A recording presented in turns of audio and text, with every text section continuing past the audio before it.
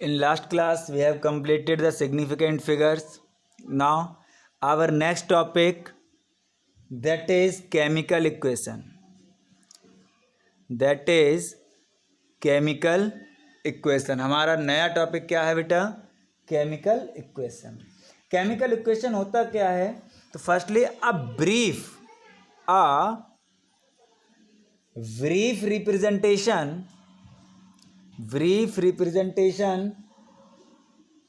of a chemical reaction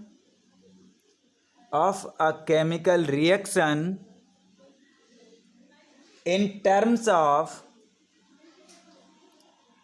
symbol and formulae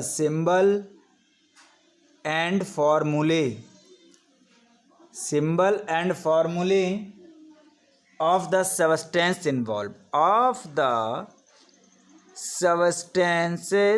involved, जिसमें क्या होते हैं? सबस्टेंस इन्वॉल्व होते हैं. एक छोटा सा क्या होता है आपका रिप्रेजेंटेशन होता है. किसका रिप्रेजेंटेशन है?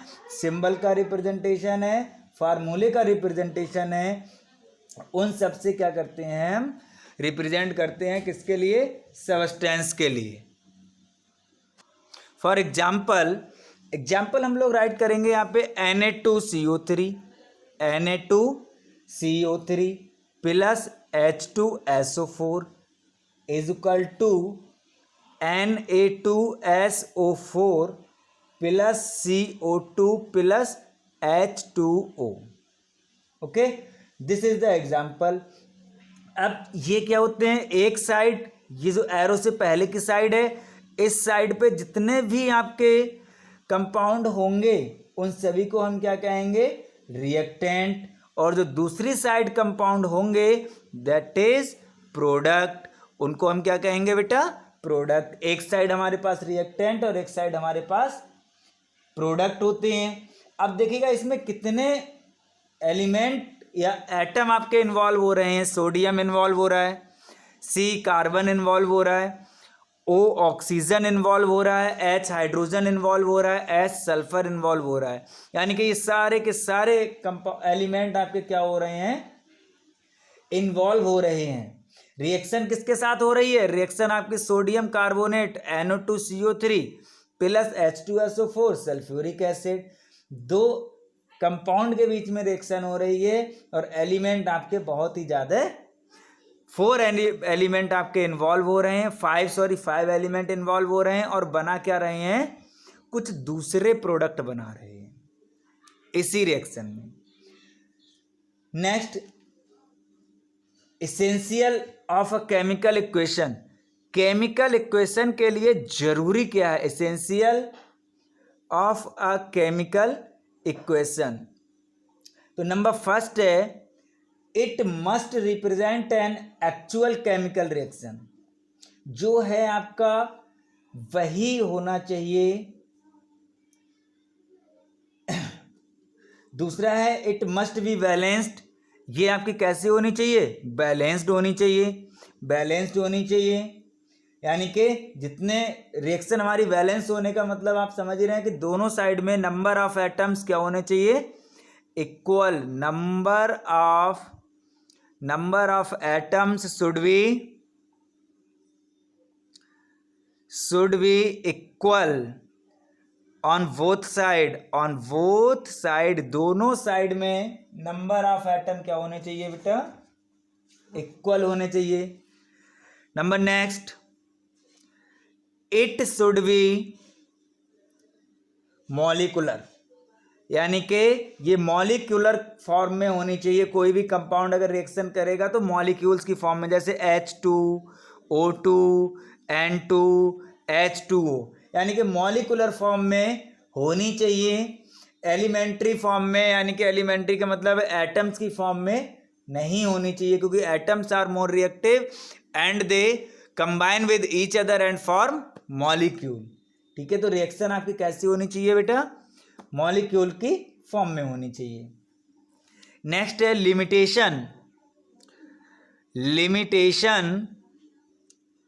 Of chemical equation and their removal, और उनका रिमूवल कैसे होगा वो भी मैं आपको बता रहा हूँ। दियर रिमूवल, लिमिटेशन क्या होनी चाहिए और उनके रिमूवल क्या होने चाहिए। देखो रिमूवल है आपके, देखो कैसे है, एक रिएक्शन हमें कई चीज़ों की इंफॉर्मेशन देती है कि रिएक्टेंट के और प्रोडक्ट हैं वो कैसे होंगे, सॉलिड होंगे, लिक्विड होंगे, गैस होंगे, क्या होंगे क्या नहीं होंगे, उनकी कंसंट्रेशन कैसी होगी, उनकी कंडीशन, टेम्परेचर, प्रेशर, कैटालिस्ट, इन सब के बारे में क्या होती है, एक रिएक्शन से हमें नॉलेज मिल जाती है।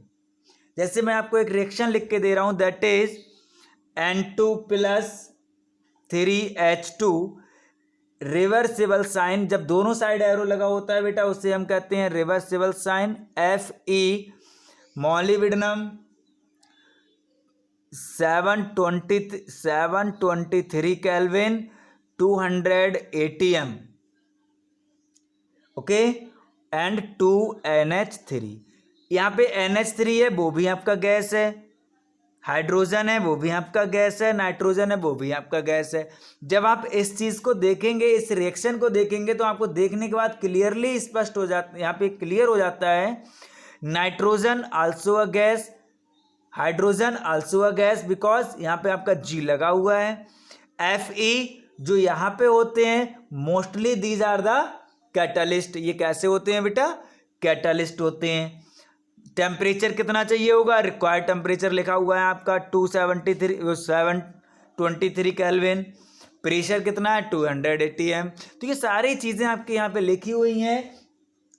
तो इनसे क्या होता है, रिएक्शन केमिकल इक्वेशन जो होती है हमारे लिए बहुत सारी जो होती है इंफॉर्मेशन एक बार में ही दे जाती है। जिन रिएक्शन में ये साइन होता है दोनों साइड एरो का, दोनों साइड एरो होते हैं, तो उस रिएक्शन को हम कहते हैं बेटा रिवर्सिबल रिएक्शन।